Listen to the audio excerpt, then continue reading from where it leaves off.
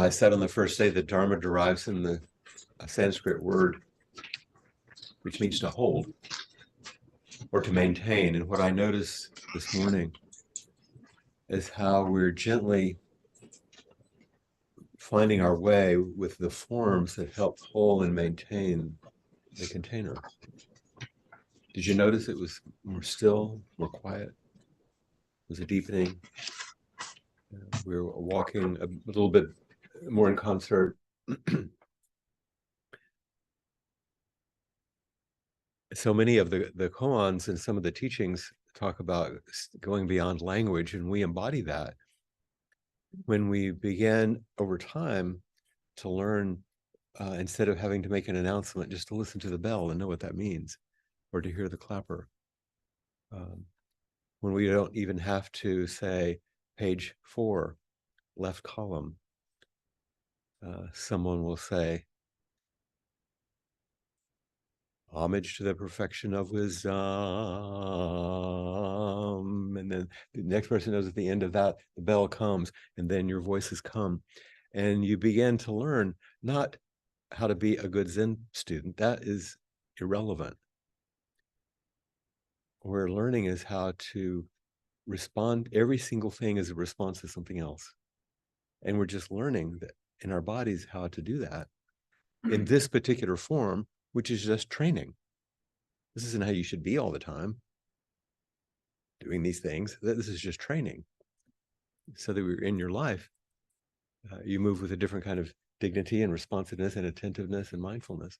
This is developing that holding and the containment that the Dharma provides. And the style in which we're learning it, very gently, to whatever extent you as a Sangha decide you want to do this, of course, is the Soto style, Nimitsu no Kafu, the careful and considerate style. It's not really harsh. We're gently offering, just like you just said, oh, here, take the clappers. I'll help you. I've got your back. Gentle, but at the same time, you heard two of our practice leaders speaking in Zazen about the rarity and preciousness of human life and to take it seriously, but not seriously as in heavy, seriously as in with immense gratitude and wonder, that kind of serious. When we chant the Sandokai, the merging of difference in unity, that title, San Dokai, remember, San means many things, Do means one thing, and Kai means shaking hands. They're merging.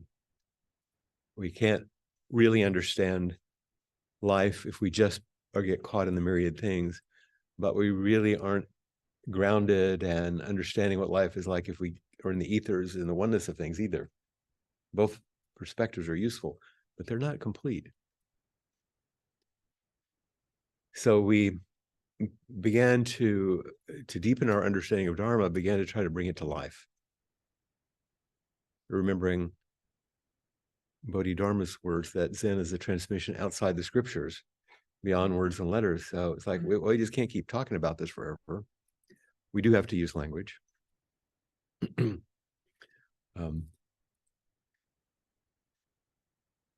If some of you seen the book by Steve Hagen that is a compendium of some of Katagiri Roshi's talks, it starts with a story where Steve says he had was a student of Katagiri's very diligently for many years, and he couldn't get what he was talking about. Well, but one day it sort of, he began to realize what he was trying, Katagiri's pointing to. But he said he waited a year to talk to him about it. And he said, you know, I've been sitting with this, but I finally see what you're trying to point to, but we can't talk about it. And Katagiri said, yeah, but we have to use words or no one will ever understand. You have to say something. And the title of Steve's book of Katagiri's talks is, you have to say something. So we do have to use language, of course. And we even played with language, ordinary language, which took us into something other than ordinary, didn't it?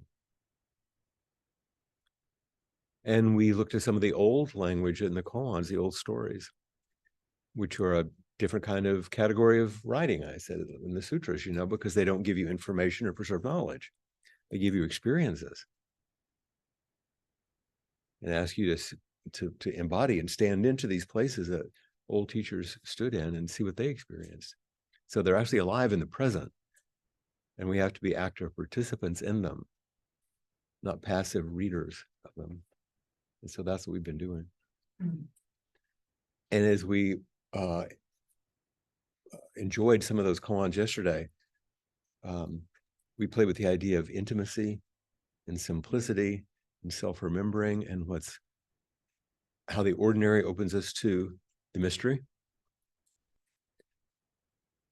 And in everything that we've been engaged in so far, we're looking at how there's a simultaneous teachings that the Dharma is offering us, the teachings, which is revealing a path that we can walk through our intimacy with all phenomena, which is simply the expression of the eternal Dharma.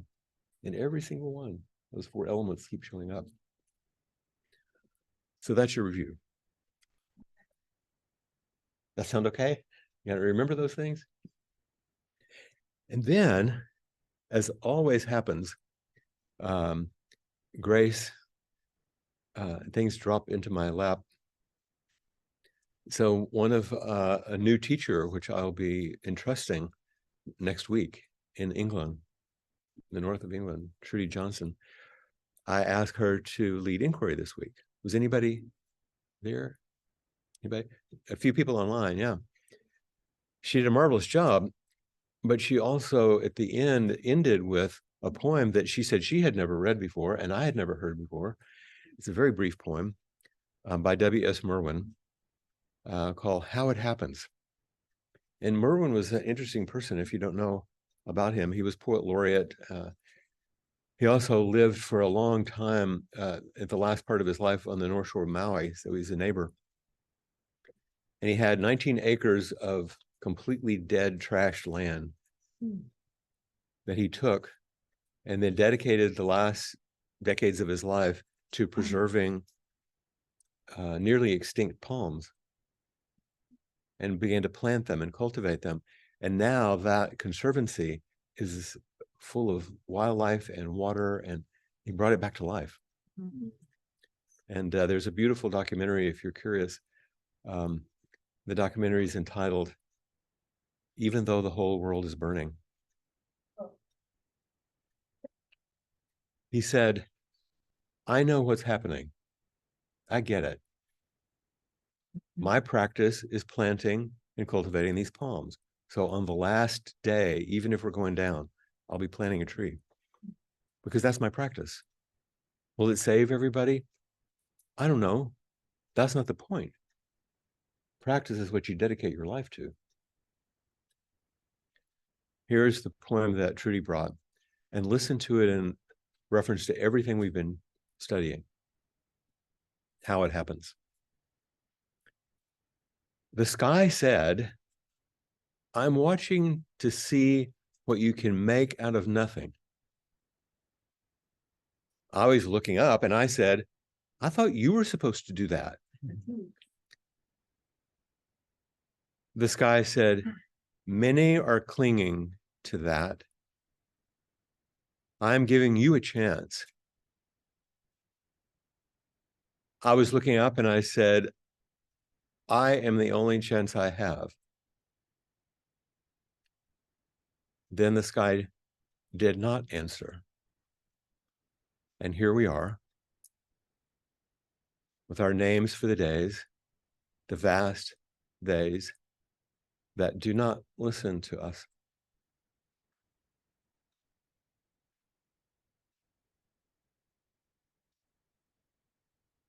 The sky said, I'm watching to see what you can make out of nothing.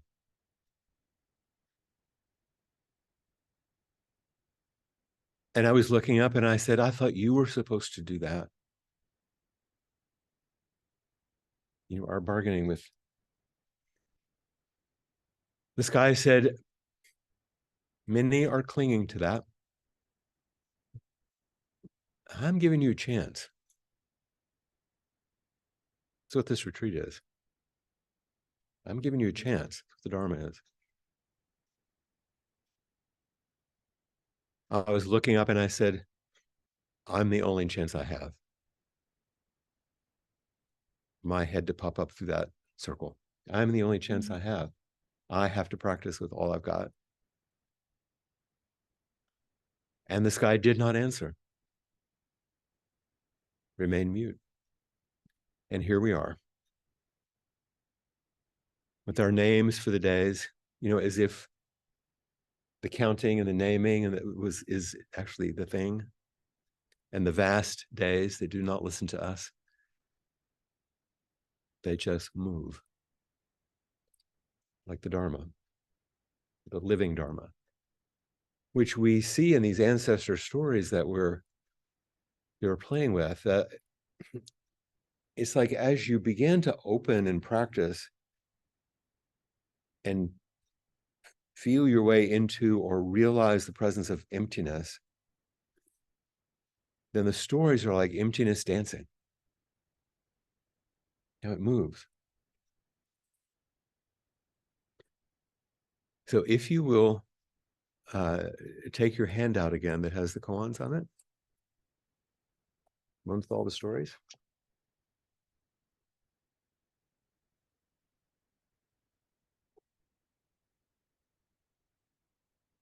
And we'll go to not to mind, not to Buddha, number 27 of the Mulankan. See that?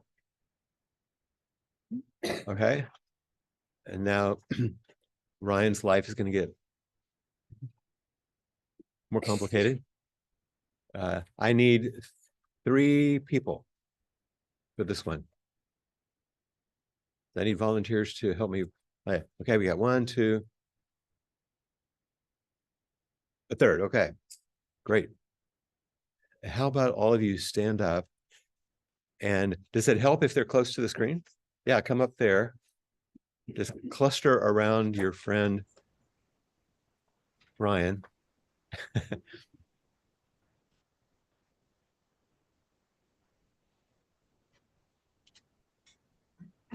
Okay. So here's what I'm going to ask the 3 of you to do. The monk, do you mind being the monk? Okay, be the monk. And you're going to be Nansen? Yeah. Nansen, okay. Nansen. And you be the commentator. When we go back to him, okay? And I'll direct you. Okay. I'm going to read the case first. We're all going to hear it, and then we're going to go back and you guys are going to do it. Is a monk? A monk asked in all earnestness, is there, I'll read it, you'll see. Down below. No mind, no Buddha, number 27. Okay, all right, got it. Okay, so here's the story. A monk asked Nansen, we're back to Nansen again. He's a big guy. In all earnestness, is there any Dharma that has not been preached to the people? Nansen said, there is. The monk said, what is the Dharma that has never been preached to the people? Nansen said, this is not mine. This is not Buddha. This is not a thing. So it's just going to be those 2 right off the bat. Okay? And you don't have to do the commentary, just do the dialogue together now. In all earnestness, the monk asked. The monk asks Nansen in all earnestness, is there any Dharma that has not been preached to the people? Nansen said, there is. You're just gonna be the monk and just say the words of the monk. Oh, okay. And then she's gonna respond to you. Got it, okay. Got it. I'm sorry. Is there any Dharma? Is there any Dharma that has not been preached to the people?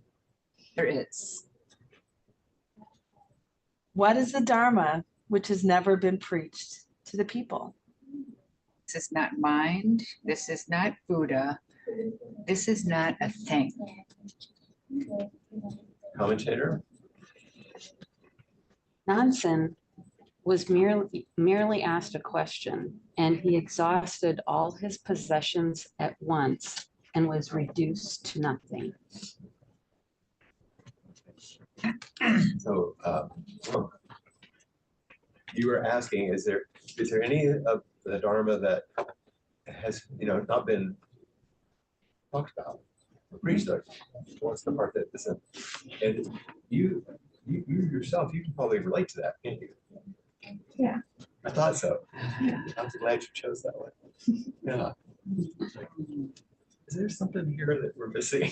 That's not been, And nonsense says there is. And so you say, okay, what? Tell me. And what does nonsense say? It's not mind. It's not Buddha. This is not a thing. Huh. What are you telling us? I'm wondering that myself. Yeah. So the thing that's missing, the thing that she's asking about, you say, okay, there are things that haven't been communicated. What is this? This is not mine. This is not Buddha. This This is the thing. Yeah. So try it this way. I'll cue you. Say those last 3 lines again, but do them like this. This is not mine. This is not Buddha. This is not a thing. Oh, okay. Try that. Okay. All right. Do you want to cue me? Just do the line. Just do the line, straight, okay. Yeah. Okay, yeah. But do it with your body. Yeah, so this is not mind. This is not Buddha. This is not a thing. Now what's happening for you? Well, I'm starting to understand. I'm starting to feel it. You start to feel it, even if you can't quite say what it is. Yeah. Oh. It's not. Yeah, you can't touch it. You can't maybe And yet, explain it. yeah, you can't quite explain it. But you can move with it. You can move with it, you can live with it, you can embody it, you can realize it. But people want the knowledge and, like the scriptures give you usually, like the sutras, and that's what you're asking. Like I read the scriptures, I read the Bible, I read everything, It's like, there's something missing here. What is it? And she's saying, oh, all that grasping, that trying to nail everything down, from our perspective, isn't the real thing at this level. And the commentary that Muman, read the commentary now. Nansen was merely asked a question, and he exhausted all his possessions at once and was reduced to nothing. It's like looking up in that sky in the poem. Like, I'm giving you a chance here to see the vastness instead of trying to nail me down.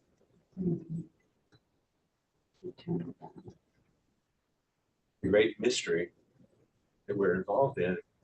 And we have all these ideas, big mind and Buddha and all these things, but in fact, commentator, read the verse.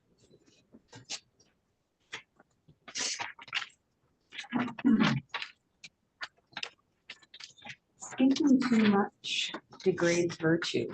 No words are truly effective. Even though the great ocean should change, it can never be communicated to you. There you go. And of course, we keep talking. Is there anything else any of you want to say about the poem or about your experience with it?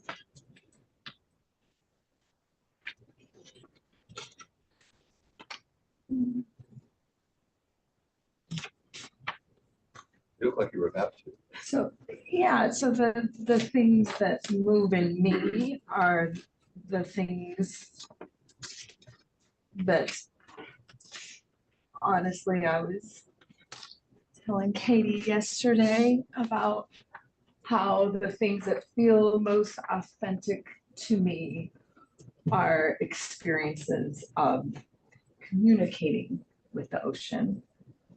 Yeah. Or feeling a movement or a sense that's beyond me Yes. that I'm merging with.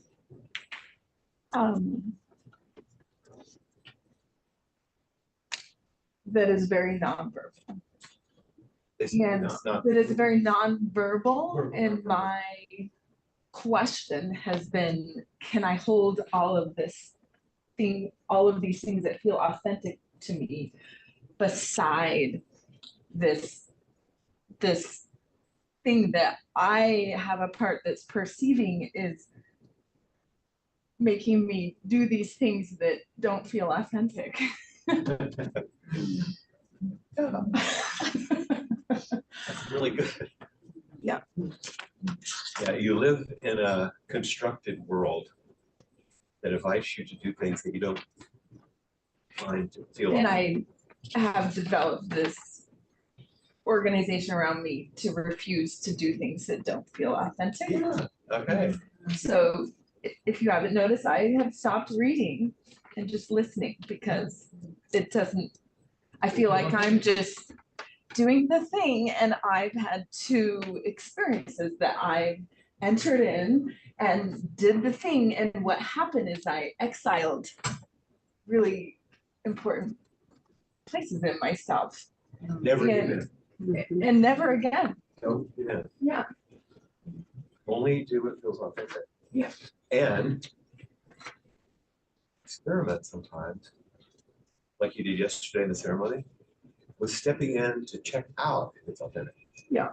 But you have to be the one who decides, not me, not somebody else.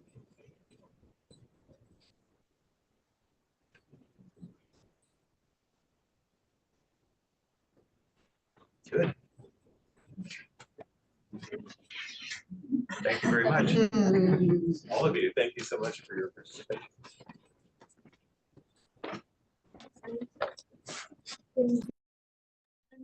Nansen keeps getting like destroyed. Is it like he's like, oh no, I've said too much? Like saying anything is, The commentator is saying that. Yeah, I don't think that's not what's being presented in the koan. what is this idea of Nansen's destruction? And like, he keeps getting reduced.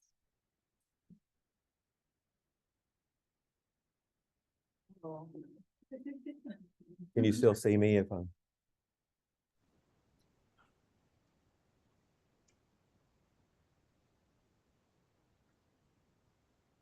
I'm doing my best. I'm doing everything I can. And I know it's not enough. And I know I'm going to fail every single one of you, but I'm not going to stop. Because this is all on the last day, I'll be planting a tree. On the last day, I'll be offering the Dharma. I don't know what else to do. I love this. And please challenge. Please question. Please meet me, like James doing, fully. Because in the meeting, that's where the aliveness is. And that's what Nansen is willing to do. He's offering himself. How is that landing? That's what it means.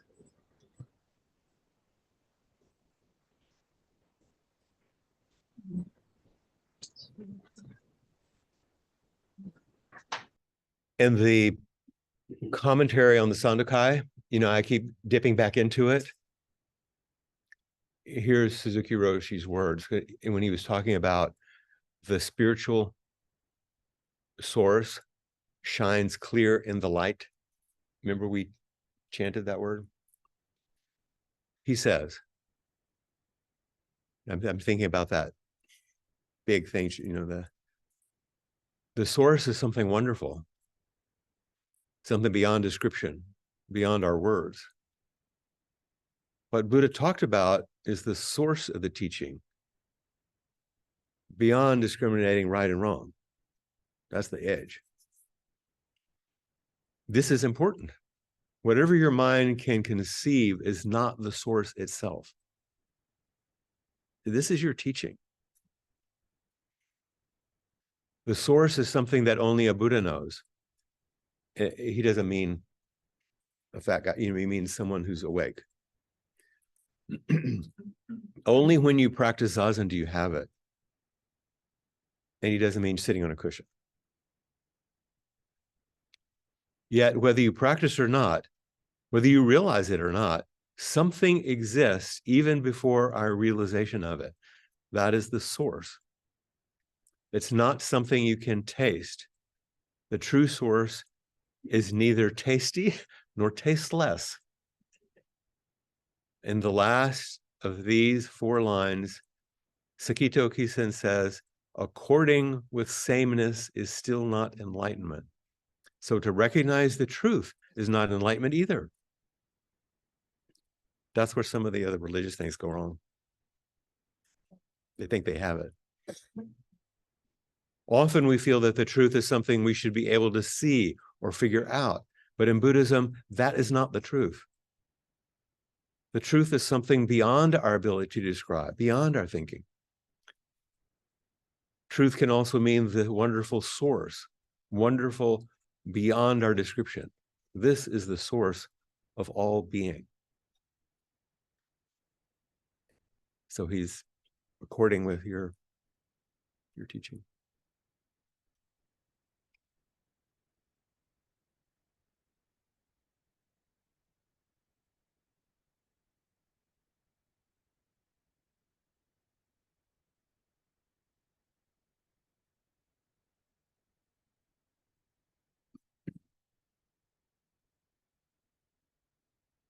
I'm thinking of something else, but that's why I'm pausing. That maybe not right now. Not the wind, not the flag, case 29. I need 4 people. Just stand up and go up there if you're volunteering. I need 4.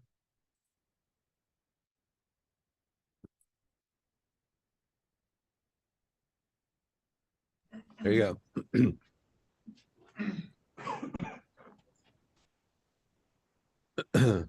Okay, Jan. You're gonna be Queen Egg. You're gonna be the 6 ancestors. And Ancestor. yeah, you'll see it. I'll read it in a minute. And you're gonna be the commentator. Okay, and you 2, you're the 2 monks that are fighting. Okay? I want to play with the monkey. He's so nice. Now here's the case. The wind was flapping a temple flag. The 2 monks were having an argument about it. One said the flag is moving. The other said the wind is moving. They argued back and forth, but could not reach the truth. The 6th patriarch, that's Queen Egg, the matriarch, said, it's not the wind that moves, it's not the flag that moves, it's your mind that moves. The 2 monks were struck with awe.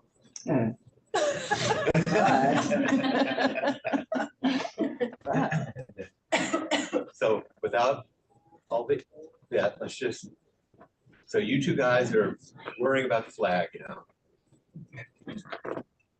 So one of you, yeah, see, you're arguing, that's good.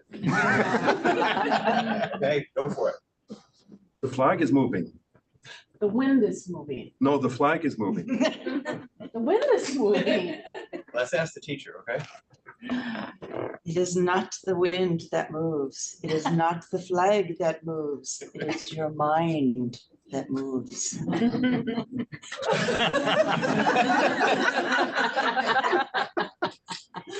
Let's hear the comment.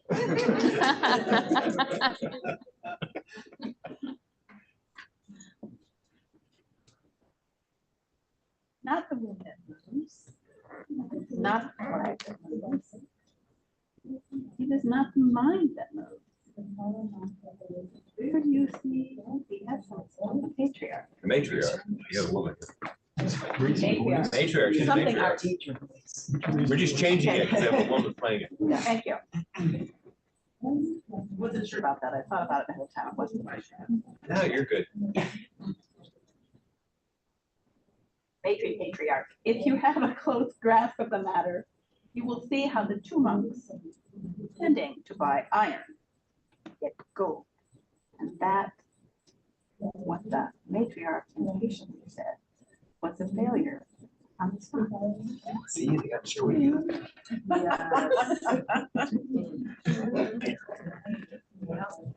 So now Muman is saying, it's not the wind that moves, it's not the flag that moves. And then he's saying, wait a minute, it's not the mind that moves. And then what's the next question? What's the next statement?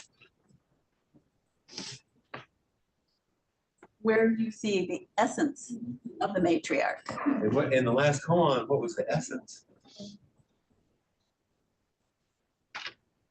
Or what Suzuki Roshi was talking about? Yes, yes. Yeah. Yeah. Vastness. Vastness. And you see, I'll just preempt a little bit here. This is a beautiful example of how things go often in spiritual things, where people start debating and get lost in philosophy. Is it this or is it that? Or, you know, and even anything you try to nail it down with, well, it's the mind that moves. And it was perfect because what you were doing was enacting it as if you knew. Oh, it's the mind. And it's like, oh, wow, that's really cool. You know, and it's not that there's not some truth in every bit of it. Every one of them is true. It's that they weren't true with a capital T. Is the flag moving? Sure. Is the wind moving? Sure. Is your mind moving? Yeah. But it's not getting to the point, is it? Right, the fundamental point. And so, if you have a close grasp of the matter, you'll see how the two monks. Now, this is intending to buy iron, got gold. What's that? What are you saying? Settling for something of less value. Yeah, they thought they would like get an answer, but an answer is like pitiful. They got something more.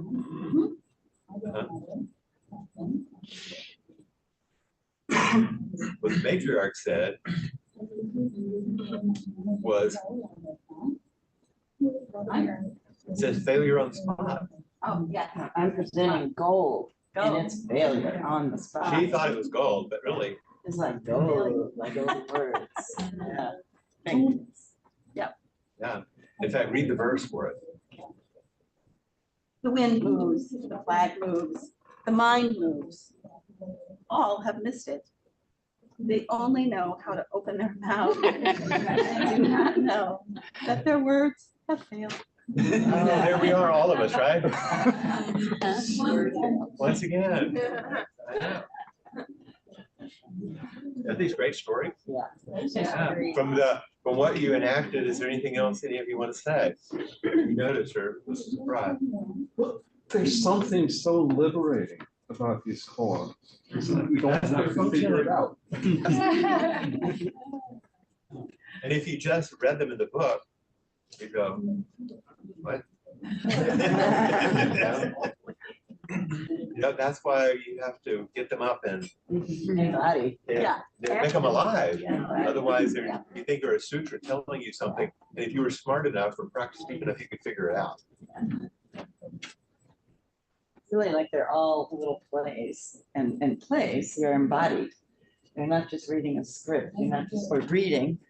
Right. That's why I use that example. Yeah. Like, to be a really good cook, you can't just like read the recipe. Right. Be in. You can't. You can read music, and that's different than playing. It made me think of how people can put other people in a trance by, making them kind of choke on different facts that don't really um, uh, not consistent with one another, and then the only way to get out of it sort of is to go into a different state. We don't want to talk about politics. But also a religion, of course, because people are so hungry for certainties, you can feed them stuff and make it seem like real. Look into the sky. There's, in Zen, there's nothing to believe. It's everything to discover. So, thank you. Do you remember in the Sandakai, in the emergent, the image of dark means the absolute. Remember, because there's no distinctions, and light is out here where you can see stuff. So here's Suzuki Roshi comment. And the darkness, the branching streams flow everywhere like water. It's unbound. Even when you are not aware of water, there is water. Water is inside our physical body, and in plants too. There's water all over. In the same way, the pure source is everywhere. Each being is itself pure source, and pure source is nothing but each being. They are not two things. There's no difference between pure source and stream. The stream is pure source. The pure source is the stream. The pure source is flowing all over, even though you don't know it. This don't know is what we call dark, and it is very important. This don't know is what we call the dark, and it's very important.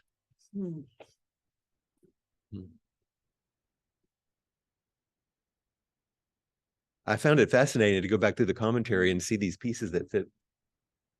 Maybe you don't, but I think it's interesting.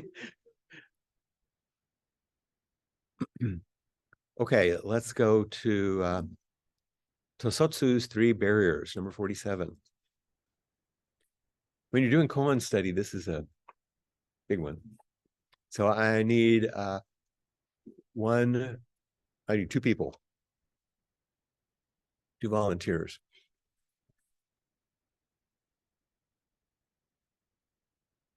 Wondering if people can really speak up, because I'm having a hard time hearing what the sounds. Thank you. Great. And if you're close to the screen, they'll be able to hear you, but then you could kind of project over here. Okay. So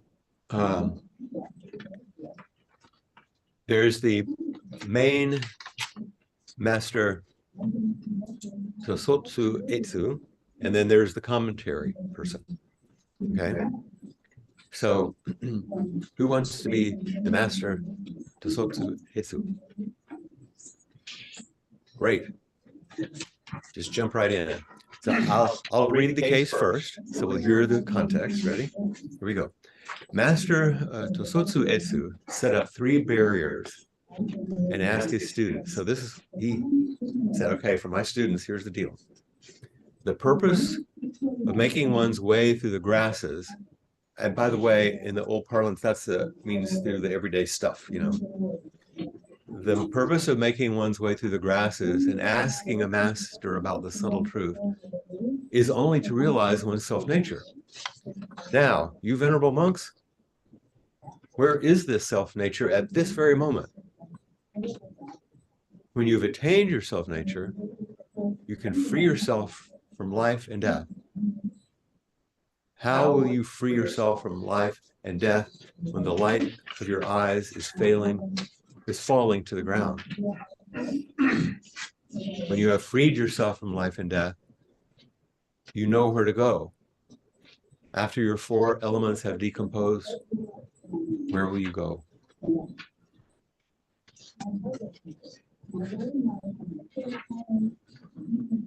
So starting with the quotation, you're really going to read the whole thing. So as if you're really asking us, okay? Yeah. The purpose of making one's way through grasses and asking a master about the subtle truth is only to realize one's self-nature. Now, you venerable monks. The vulnerable is good too. Where is the self-nature at this very moment? When you have attained your self-nature, you can free yourself from life and death. How will you free yourself from life and death? When the light of your eyes is falling to the ground. When you have freed yourself from life and death, you know where to go. After your four elements have decomposed, where will you go?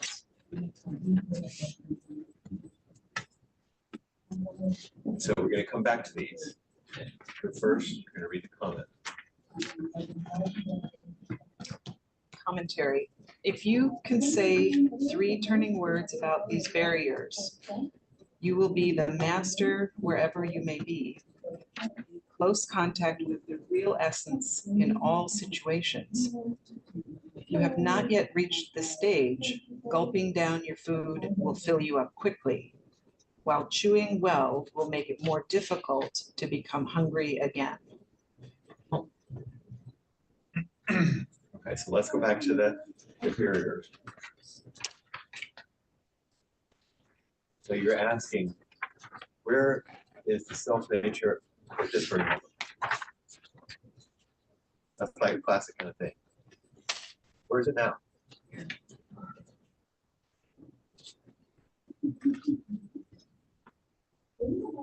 Where is it? And everywhere. Yeah, this. If you were, let's say you were with a traditional Zen teacher studying koans, when you're sitting there and they look at you, you say, show me self-nature at this very moment. What would you do? Not where is it? Show me self-nature.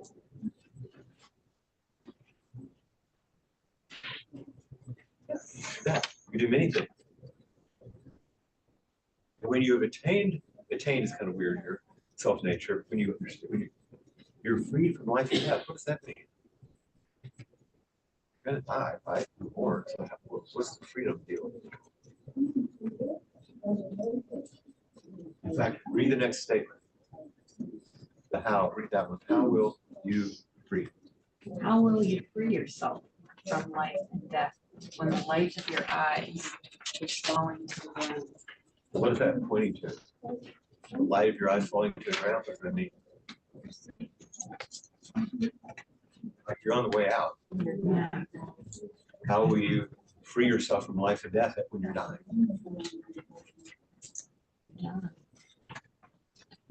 Yes, just die. You're freed from the idea of life and death. You're freed from the grasping around life and death. Just die. How do you attain self-nature in this very moment? You admit yourself and step into life. And you see it's this, like you were saying, look, this is who I am. This is what's happening. This is the essence right now.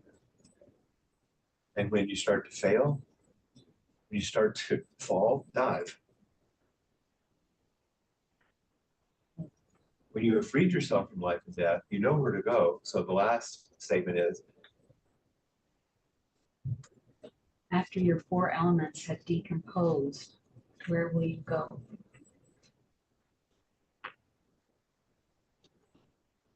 that's the same thing, isn't it? Where could you go? I mean, every physicist will tell you, this matter, where could it go?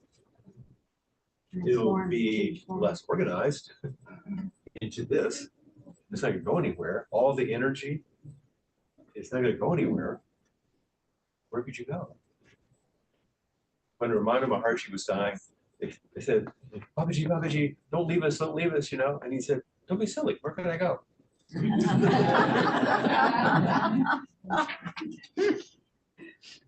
Say the commentary again. If you can say 3 turning words about these barriers, you will be the master wherever you may be, in close contact with the real essence in all situations. If you have not yet reached this stage, gulping down your food will fill you up quickly, while chewing well will make it more difficult to become hungry again. So what's that interesting last bit there? So if you haven't realized the essence, which the other 2 koans are telling us about, gulping down your food will fill you up quickly. While chewing well will make it more difficult to be hungry again. Going on Amazon, buying a whole bunch of books, going to every retreat you can, gulp, gulp, gulp, gulp, gulp. It will fill you up. But guess what? You get hungry really fast. It's not satisfying. But what if you practice? What does it say the last bit? While chewing well will make it more difficult to become hungry again. Yeah, actual nourishment, satisfaction, by doing what we're doing right here. So read the verse. In one consciousness, we see the whole of eternity. Eternity is nothing other than right now. If you see through this one consciousness at this moment, you see through the one who is seeing right now. Oh, wow. That's like Meister Eckhart saying, the eye through which I see God is the same eye through which God sees me. You know, it's that there's no separation.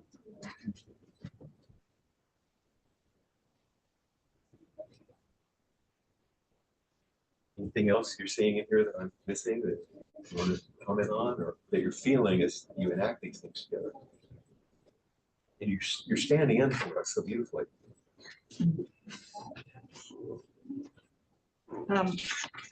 When I first read about the light of your eyes is falling to the ground, I thought of catch the light, but of your eyes falling to the ground and just seeing the grasses. Uh-huh. I'm just getting caught up in the grasses and missing this. Yeah, I like that point about the sky. That's another beautiful. Thank you.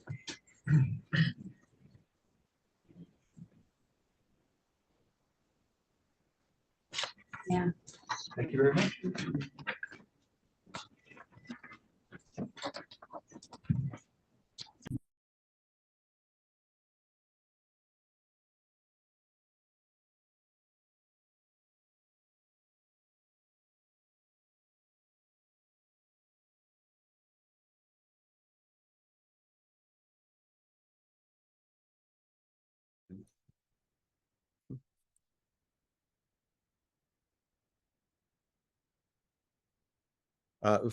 Since we're in a Catholic building, and some of you, a lot of us have Christian backgrounds, what does the word enunciation mean? What's the enunciation? To take up. What? To take up. To take up? Enunciation. Is it to disavow? What's that? To disavow? Ascension is to take up. No, enunciation. What was the enunciation? The announcement. What? The angel told Mary. Yeah, the angels told Mary she was going to have Jesus. Announce. Uh-huh. It's like, girl, get ready. But think of what it might reference if we throw out all the ideas that we have. What if the source said, through you comes the universal? Through every single one of you. You know, that's what I think the virgin birth is about. Birth in human form is about the union of opposites, male, female, you know, they have to come together to make this thing.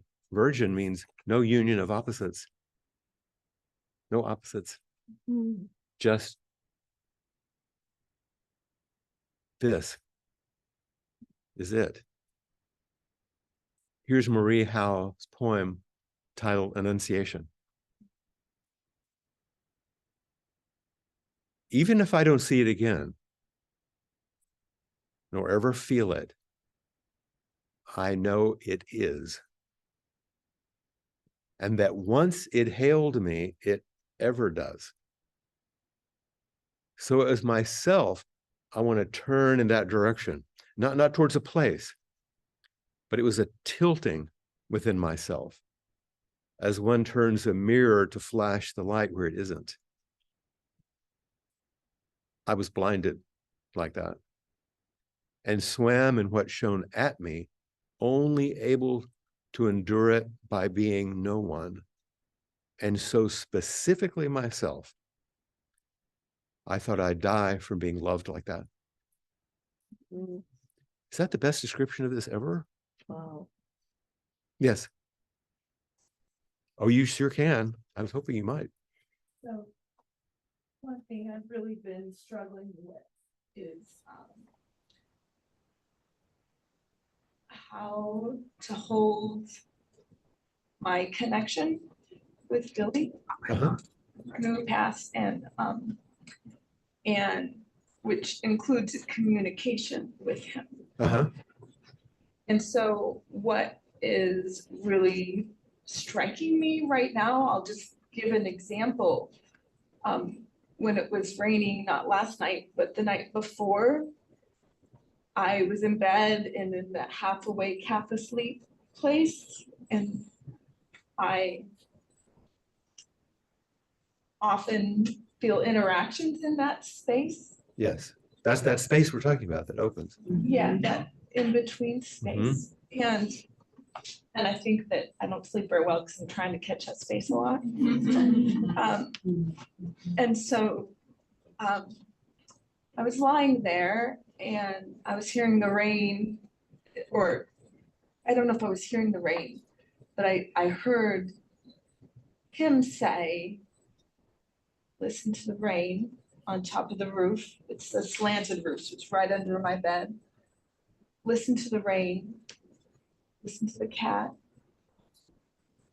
And he said, now lift the roof off.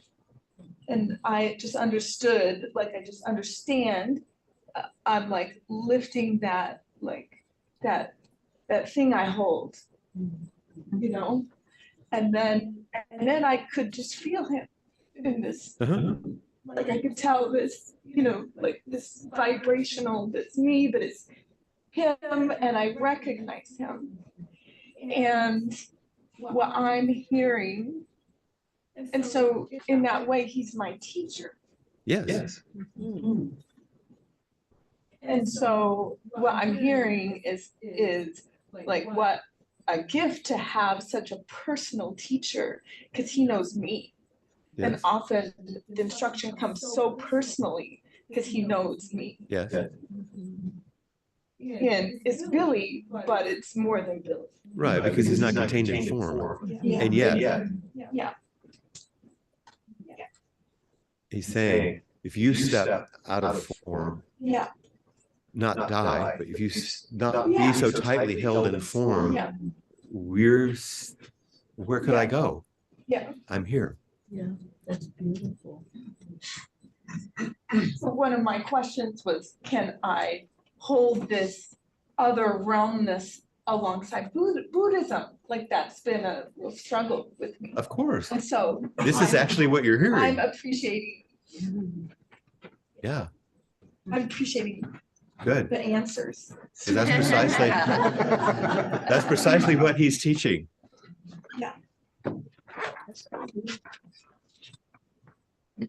That's gorgeous what you're saying. Do you, I have some trepidation, but I'll venture. Because you seem to be fiercely up to these things. Yeah, I am. I know.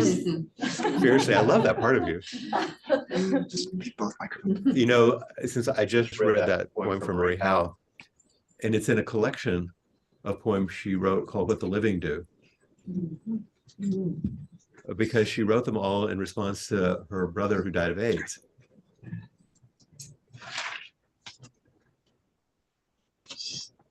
And there, do you know her poem, The Gate?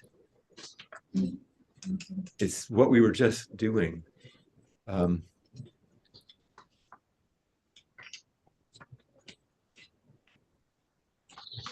So So this one is, what's that? Marie Howe, Marie Howe, H-O-W-E. What the Living Do.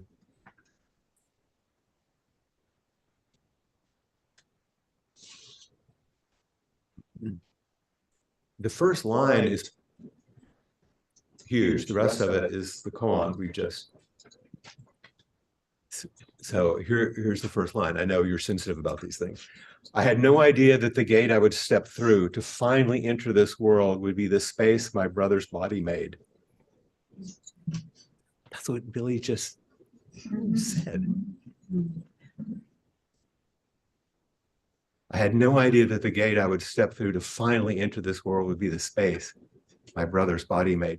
He was a little taller than me, a young man, but grown himself by then, done at 28, having folded every sheet, rinsed every glass he would ever rinse into the cold and running water.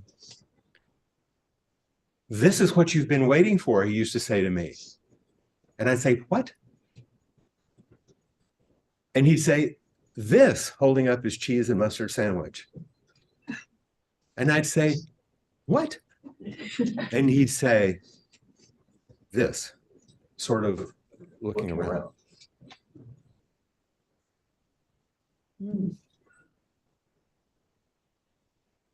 It's Billy's teaching.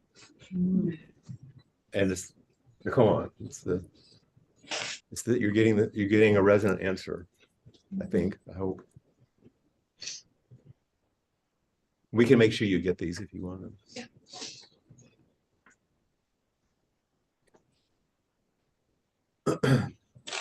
And this last one about how do we free ourselves from the pain of birth and death, it doesn't mean you end up not having feelings.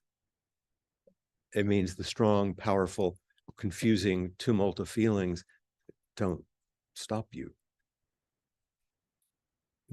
They deepen us.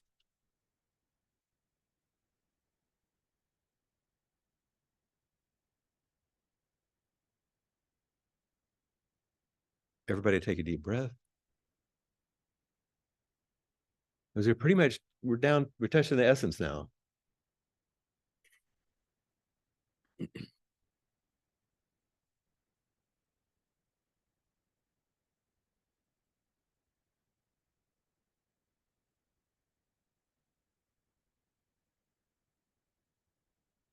When we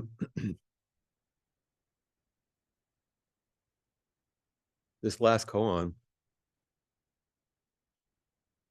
that first barrier about where's your self-nature now? When we do the confession chant in the service, all my ancient tangled karma for me, I now fully avow. We're practicing. I'm here. I'm here. It's this. It's manifesting this way. That's the first barrier. First, we got to get here and realize it's here, and this is it. And then the second barrier, how you can free yourself from birth and death, life and death, when the light of your eyes is falling to the ground. That's the refuges. Oh, I'll take refuge in Buddha. In other words, I take refuge in my own true nature. I take refuge in the way things go, Dharma. I'll take refuge in the people who are holding me as I realize myself and realize my interconnection with everything. And the third barrier, after your four elements have decomposed, where will you go?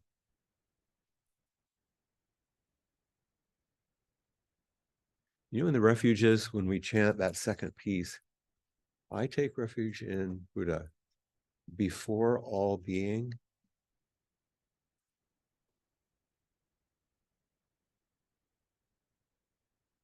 Before you, it doesn't say before all beings, so it doesn't mean temporally before, and it doesn't mean in front of.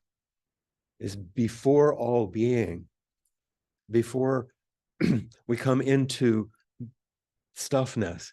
It's not a thing. Who was saying that one? Remember? It's not a thing. Before all being, entering deeply the merciful ocean of Buddha's way.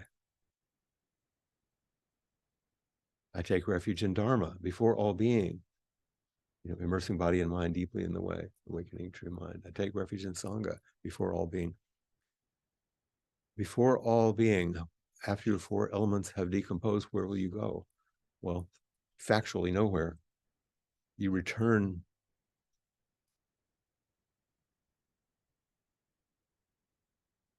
the mystery, which is alive, like June's telling us. This mystery is alive. It just changes form.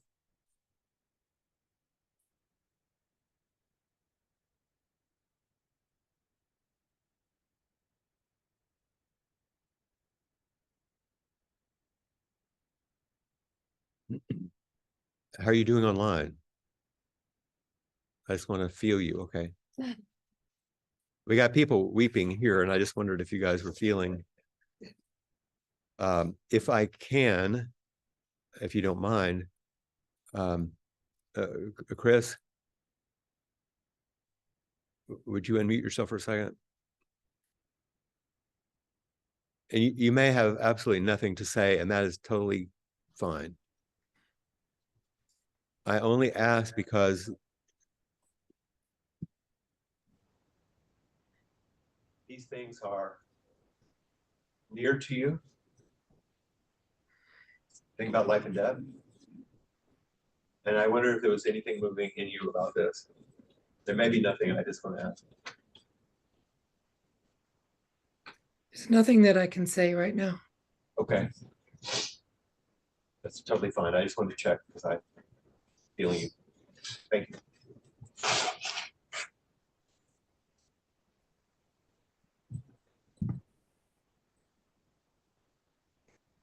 Is it okay to continue?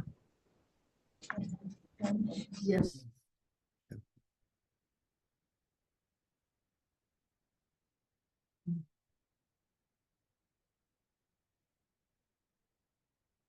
In the spirit that is open through this, I want to, I think you have 3 more koans that go together. Is that right? Do you have the Baizhang Yes. ones?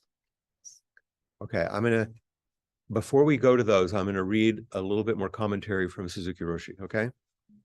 Because this has to do with what we're up to here, what's happening now, what's happening with me, what's happening with you, what's happening with the Sangha. So these are actually Suzuki Roshi's words.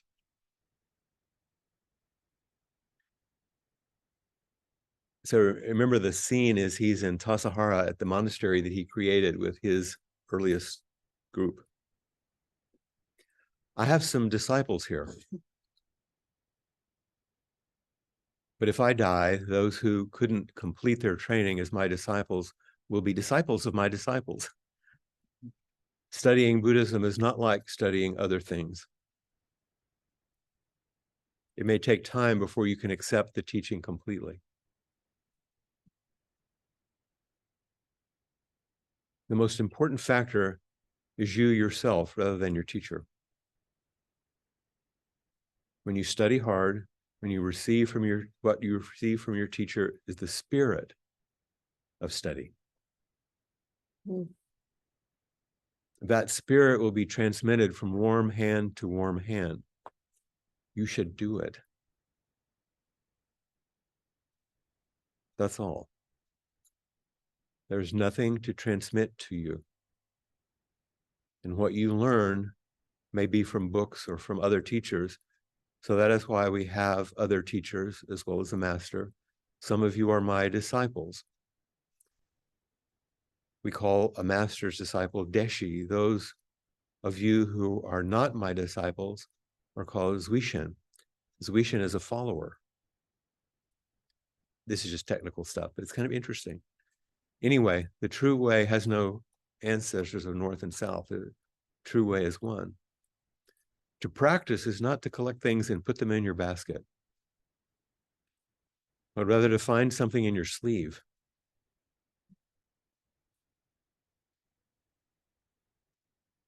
It's just that before you study hard, you don't know what you have in your sleeve. Buddha and I have the same thing. Oh, that's amazing. That's the spirit we must have. No matter what I say, you should study hard. If you don't like what I say, you shouldn't accept it. That's okay. Eventually you may accept it. If you say no, I will say, okay, but go ahead and keep practicing. I think this is the characteristic of Buddhism. Our approach is very wide. And as a Buddhist, you have enormous freedom in your study. Whatever you say is okay. There's no ancestor of North or South.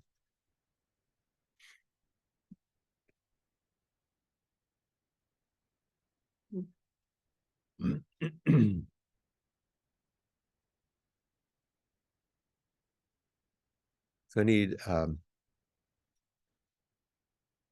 4 people. What I would like is, just because it's easy right now, I want Liz and Emily and CJ. And this includes you, but you're doing your thing.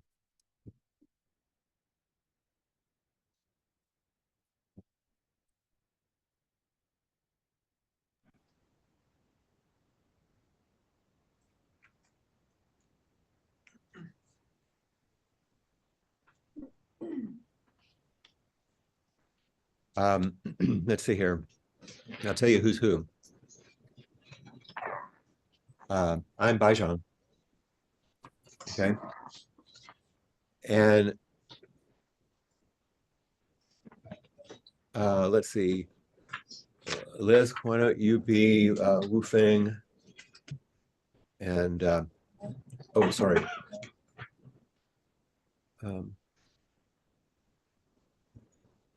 No, you be Guishan. Guishan. And you'll be Wu Feng. And then you'll be Yunyan. Okay. So I'll read the first part of the case. Baizhang fears for his heirs.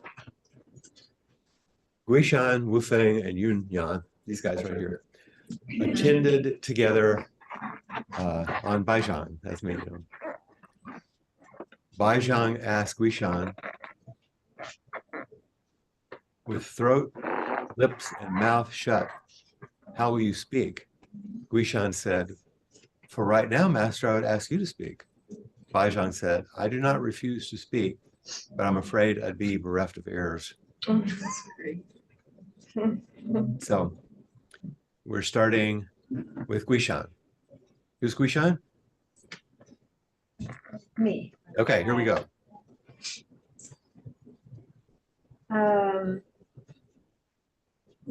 I say, with throat, lips, and mouth shut, how will you speak? For right now, master, I would ask you to speak. I do not refuse to speak, but I'm afraid I'd be bereft of heirs. I'm afraid, I'm not refusing to speak, but I'm afraid I'd be bereft of heirs. What's going on? You're wanting me to offer you something. And so maybe if you say something, then we would go away or be no more somehow with you.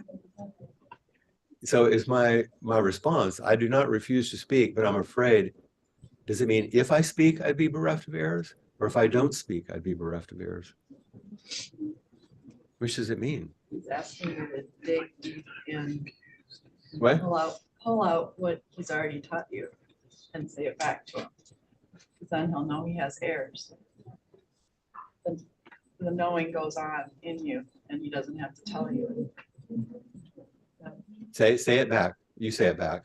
What did she just say? Tell me what you just shook your head about. If you speak and you tell us the answer, then you wouldn't know if we know, what you've been talking about. And it shifted in your body, didn't it?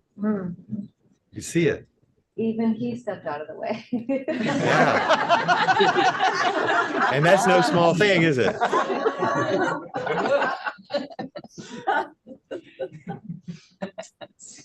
So hold that for a moment. Here's Suzuki Roshi's words.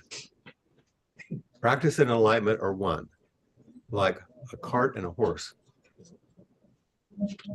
So if you do actual physical practice, that's also enlightenment. We call practice based on enlightenment real practice that has no end. We call enlightenment that starts with practice and is one with practice, beginningless enlightenment. If someone starts to practice, there's enlightenment.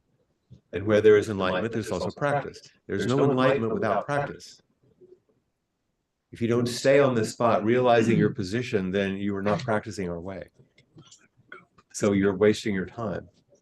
If you're sacrificing your present practice for some future attainment, that is not real practice. Sakito was also a direct disciple of the sixth ancestor, and he knew the sixth ancestor's practice very well. His understanding was carried on by Dogen Zenji in Japan 5 centuries later. Dogen extended his understanding, not just logically, but more widely and with more feeling, in a more poetic way, through his tenacious thinking mind. Some people say the Sandokai is not such a good poem because it's so philosophical. It may be so if you don't understand the background of Sakito's teaching. And if your mind does not penetrate through his words. We say to read the back of the paper.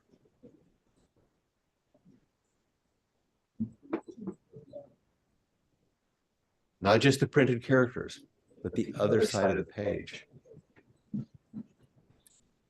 It's important to understand Sakito Sandokai in this way and this koan. So what you just did is flip the page. And she saw it. Okay? It's okay to go on, or do you want to make more comments? Okay. The next one is with Wu Feng. Who's that? Okay, so the case, Baijian also asked Wu Feng, with throats, lips, and mouth shut, how will you speak? And Wu Feng said, Master, you should shut up. You should shut it, it says. Baijian said, in an empty land, I shade my eyes and search for you in the distance. So, okay, that's the scene. So let's enact it. With throat, lips, and mouth shut, how will you speak? Master, you too should shut it.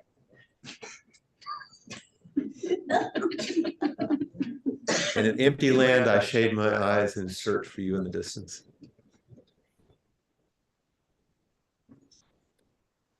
What do you get anything when I say that to you? Can we do it again? What? Can we do it again? Can we do it one more time? Yes, we do it as many times as you want. With throat, lips, and mouth shut. Remember wired shut?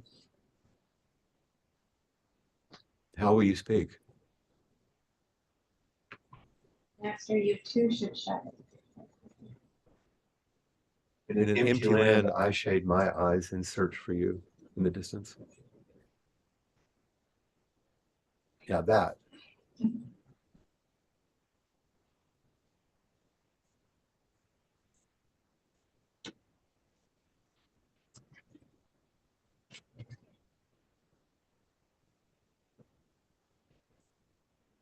Artwork. Throat, lips, and mouth are shut. But you're communicating. Because you receive my communication. When I look in the vast empty firmament, I'm blinded by your response. And I look for an air such as you, who can say, Master, you should also.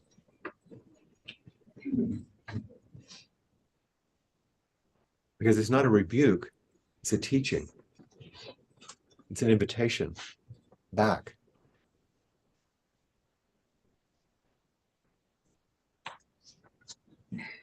It's So my if I was on the other side of the koan, as Baizhang, I would have to just go, I'm blinded by your response. Thank you for your teaching.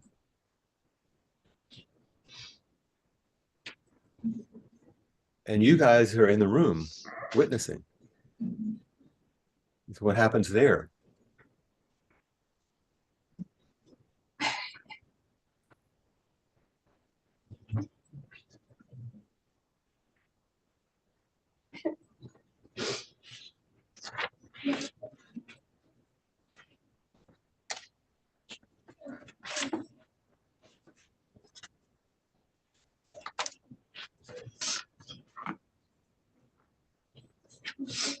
I'm glad to have friends on this path. Yes, that's why these three go together. You know, in the Blue Cliff record, which is a different collection than the Gateless Gate, this is one koan usually, but and a new translation has been separated into three. It's really, I think, powerful. Here's at the end of one of the lectures in the Sandakai, a student asked Suzuki Roshi, I don't feel like talking about Buddhism or the Sandakai is the same as my life or my practice. Just talking about it, I feel some separation. Talking about it seems like something else. It's way out there. And Suzuki Roshi said, I felt that way myself for a pretty long time. It's rather difficult to communicate some feelings through my talk. That is why the old masters twisted their students' noses or hit them.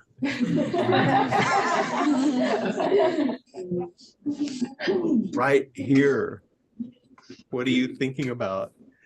In short, that is the point. I'm not going around and around the point, so I'm using my words. We speak of scratching an itchy foot with our shoe on. Isn't that a great image for talking? It doesn't get to it, does it?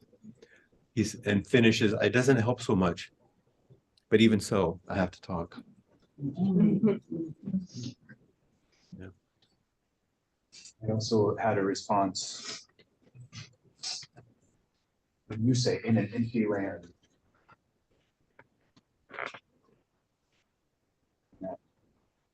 Empty land, empty of self, and the immediacy of your response and your meeting of it. Still self-expression, but not clinging. It's empty of anything holding on to, but opening up. And so, like in that, like also all of us need experienced it too, right? With immediacy. So empty of self, and empty of self, and empty of self, and empty of self, and empty of self, and boundless connection. Mm-hmm. But the space that's opening as we're doing that is a remarkable space. That's the point. Okay, Yunyan. With throat, lips, and mouth shut, how will you speak? Do or don't you have a way? I am bereft of heirs.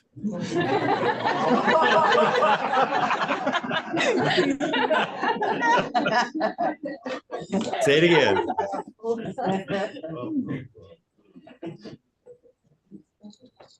Do or don't you have a way? You still think it's about finding a way?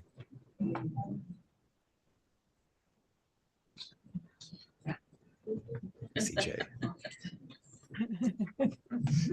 I love you. Let it go. Come, you know.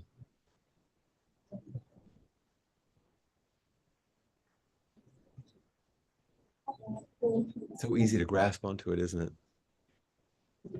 And you're good at it. And it's useful.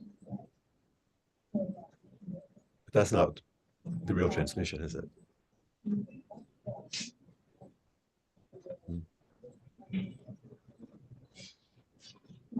Anything else you want to say?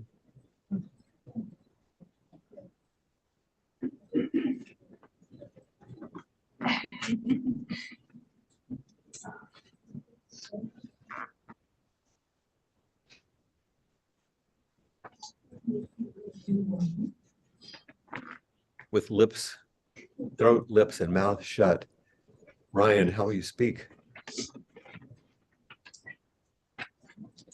Do or don't you have a way? You're gonna try the union one, huh? Say all of them. Say the first one. Right now, Master, I would ask you to speak. Okay. And if I do, say the second one. Master, you too should shut it. Okay. If I do, then Do or don't you have a way? we get all tangled up, don't we?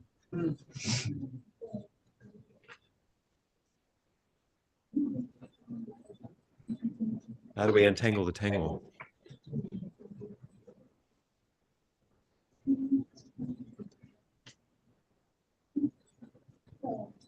Oh, that. Just love, huh?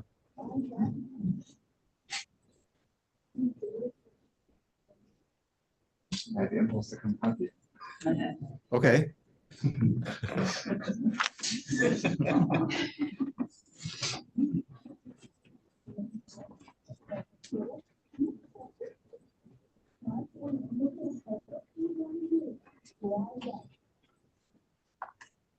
Without knowing it, all of this has asked a lot of you.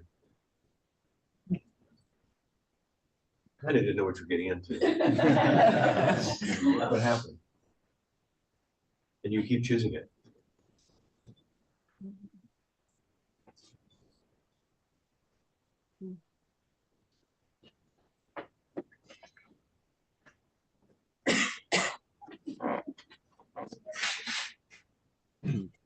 Suzuki Roshi heard a student ask him. The student says, you say that we must always, every day, improve our way, make our best effort. I've also heard you say, for the true teachings to be passed on, the disciple must surpass the teacher. Can we carry on the Dharma even if we don't surpass the teacher? Suzuki Roshi said, yes. Surpass is also a dualistic word, so you should not stick to it. There is no reason why I should feel good or bad if you surpass me. To talk about which is better is just words. You should shut it.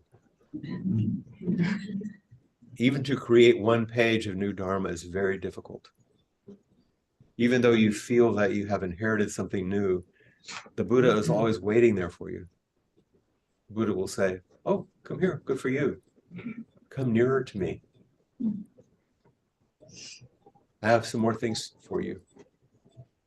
Very hard to surpass his teaching.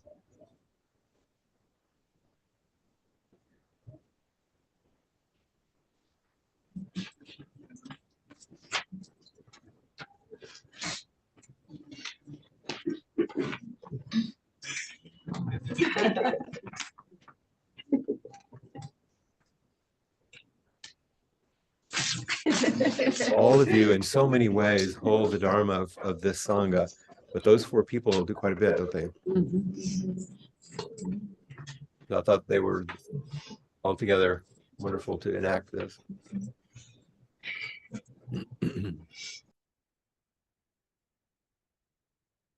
I hadn't anticipated until you brought us such powerful teachings to read those poems by Marie Howe, but I had anticipated another Marie Howe poem that I was going to end with.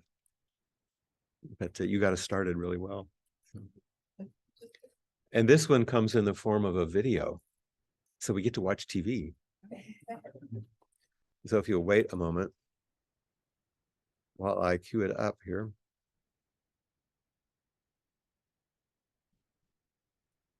Yeah, we'll see. So here we are. Screen share.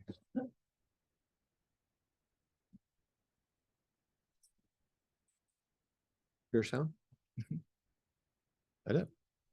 Make sure you select that. Yeah. Like that, and then we'll. You should get them. This will be self-explanatory, I think. And then I may have some comments afterwards.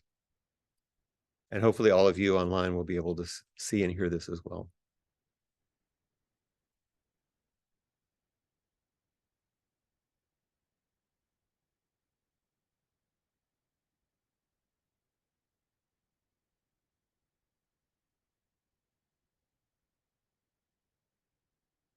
I think when I was talking with Maria about doing something this evening, I just jotted something in my journal, really, and I told her I wanted to read Walt Whitman, and but I just sort of sent this thing too, and she said, "Oh, read that, read that." And I said, "I don't know. Usually I wait about 10 years before I read anything out loud, and this has been about a week." Anyway. I don't know anything about science. I've tried to read these books. My daughter, however, loves physics. I don't understand that.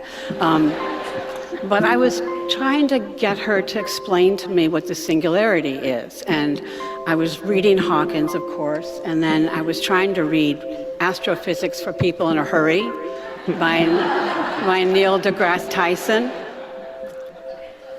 I said to her a few weeks ago, I don't believe in the Big Bang. And she said, "You don't?" I said, "No, it's impossible." Who here really believes that we were all, everything that ever is, was once a singularity so dense, it was one thing before it blew up? Raise your hands. Okay? See, just like not that many over there. So here it is, the singularity.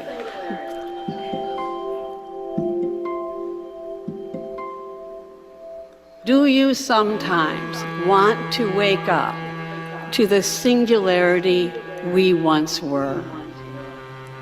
So compact, nobody needed a bed, or food, or money. Nobody hiding in the school bathroom, or home alone, pulling open the drawer where the pills are kept. For every atom belonging to me as good belongs to you. Remember?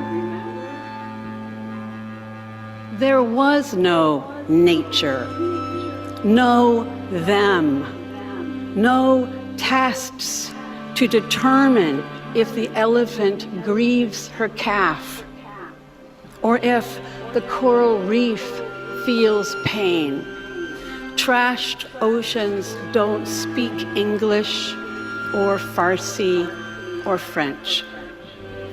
Would that we could wake up to what we were when we were ocean. And before that, when earth was sky, and animal was energy, and rock was liquid, and stars were space, and space was not at all, nothing. Before we came to believe humans were so important. Before this awful loneliness.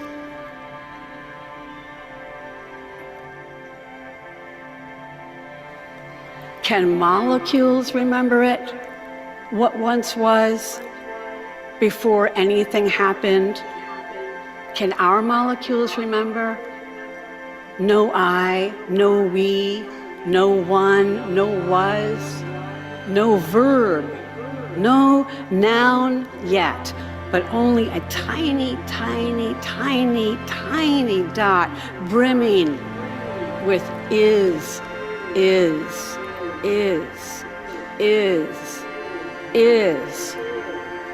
all, everything, home. Thank you.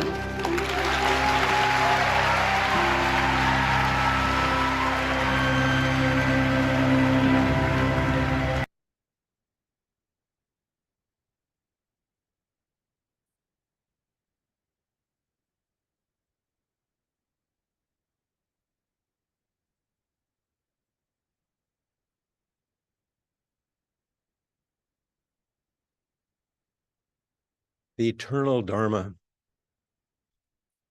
our deepest aspiration, longing to return home.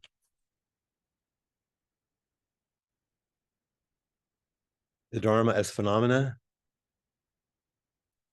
the day-to-day that we live in, elements of home manifesting all around.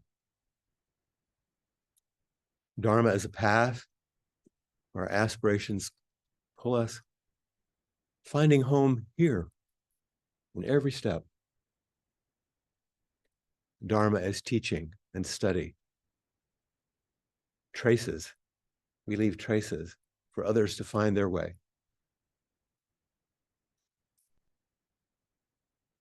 Home.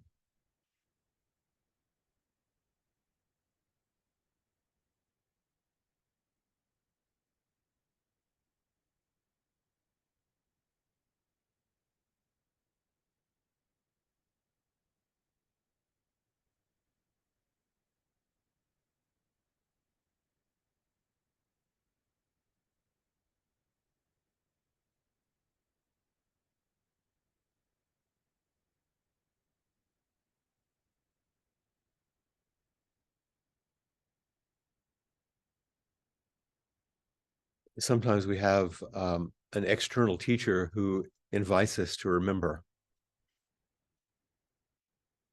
Sometimes it's a loved one that keeps inviting us. That invites us in a way that is so shattering that everything else is taken down so we can't not see.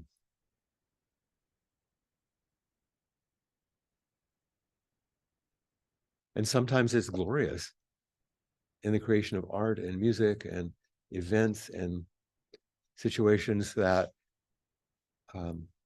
we have no defense against because they're so beautiful.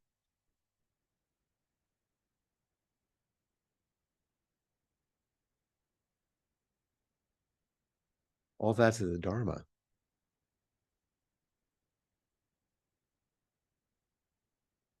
The Dharma of thusness, of suchness. Each teaching a little glimmer of the eternal, each step on the path, a little embodiment and enactment of the eternal, each phenomena is like something in the corner of your eye that glimmers, of the eternal Dharma. All that longing to return home, which is none other than here, who we actually are,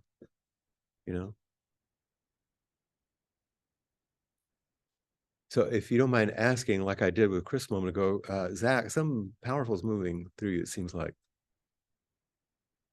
I keep noticing. You don't have to say anything, but am I noticing? Okay, both of you. Yeah, and then when you look at each other, what? Yeah.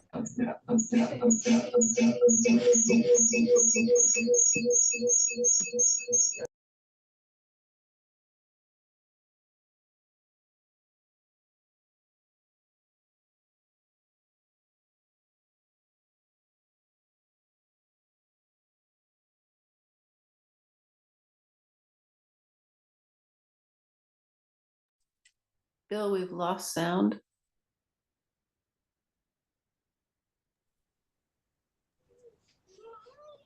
You got lots of holding here, so it's okay to get that big.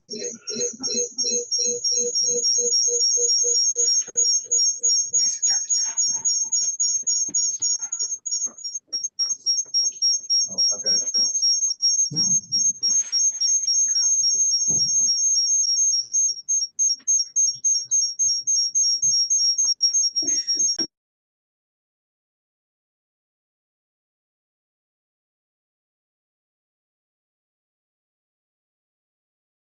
Okay, I think we may have solved it. Saved by technology.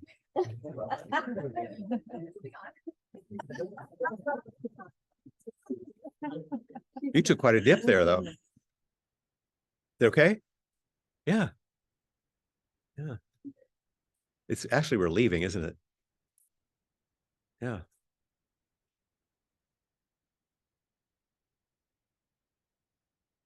It'll be like waves. Like love goes, like grief goes, like it's just in waves, you know.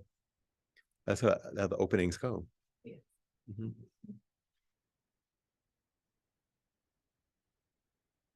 This is why we came.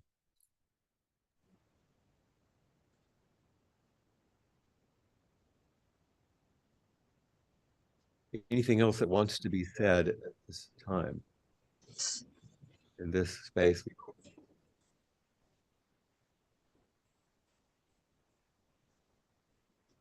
Either Our online folks or anybody who.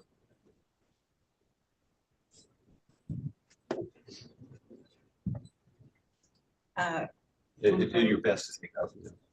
Pretty good at that.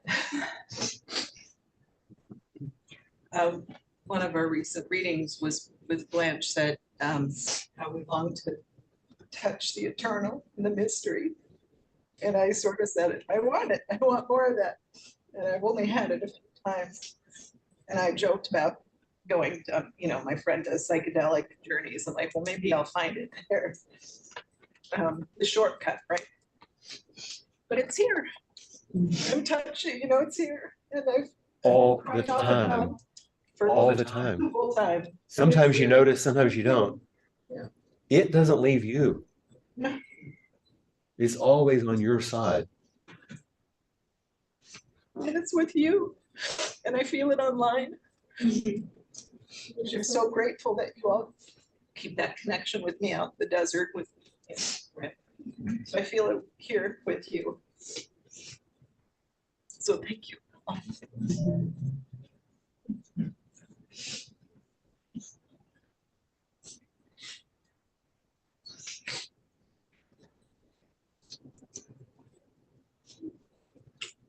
The mushrooms will wait. I'll wait. I don't need those.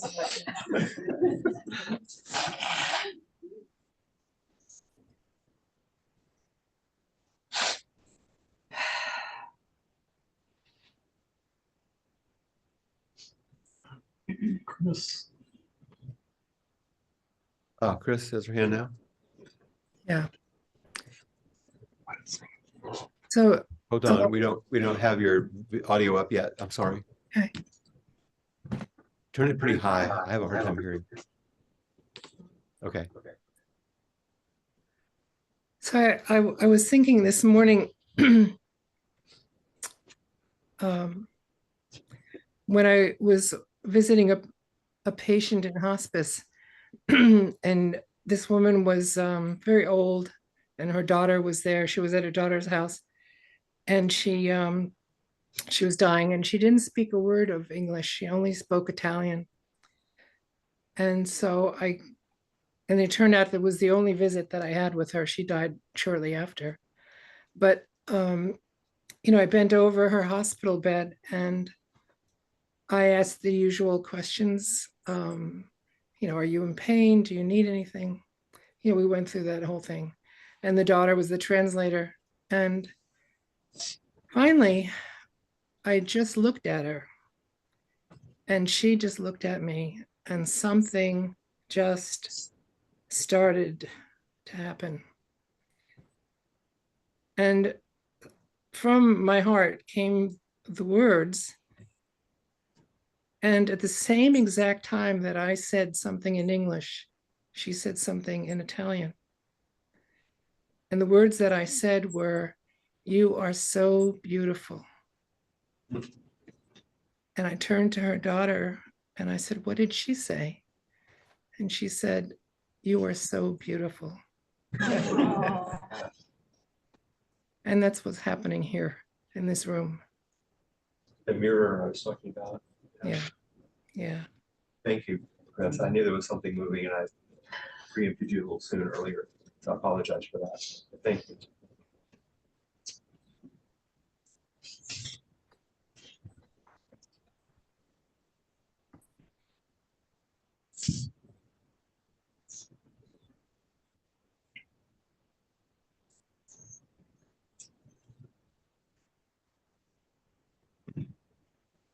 Well, there's no, sorry, no requirement Like Baijiang, there's no requirement to say more. There's no barrier to saying more. But I think it'd be most respectful just to leave the space as it is and not do anything else right now, unless something needs to happen.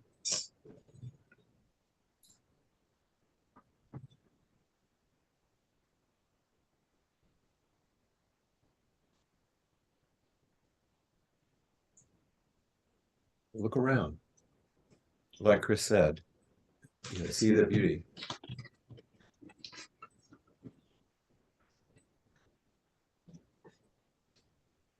Lift the roof off. Like Billy said.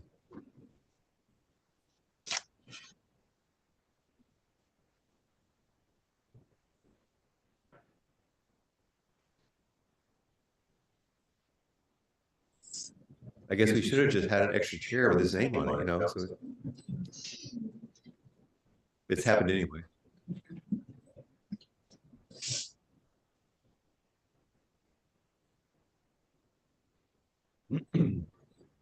So I think maybe we could just peacefully go to our luncheon break and come back at our normal time. Have a little extra 15 minutes here, but the space is big. It invites that. Can love at will.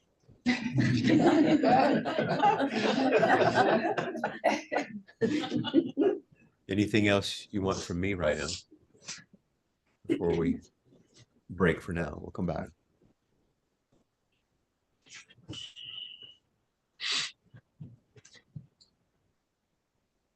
Thank you for cultivating our love. So skillfully. It's quite a morning. You've been doing it since you met us. I'm relentless. In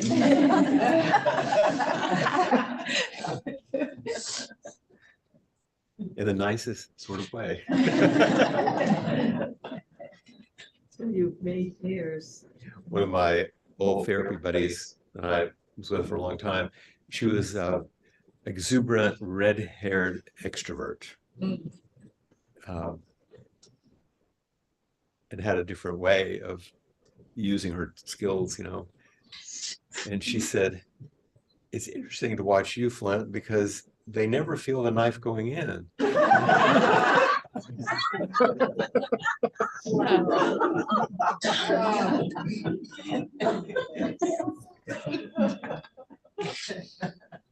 Let's enjoy our break, and we'll be back at 1:30.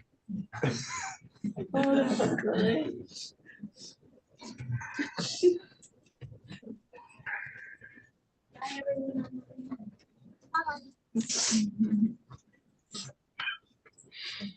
See y'all later.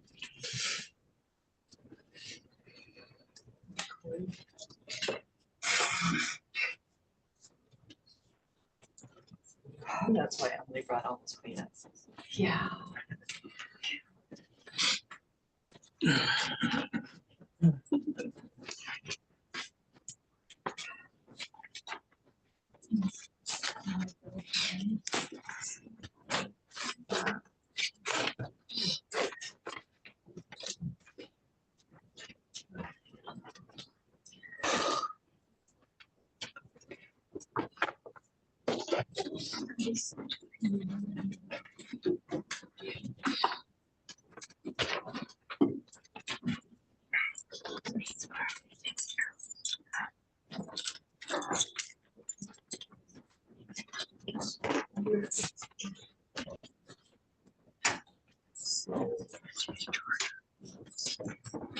I've got one in the car. I guess I have a charger with that USB-C and.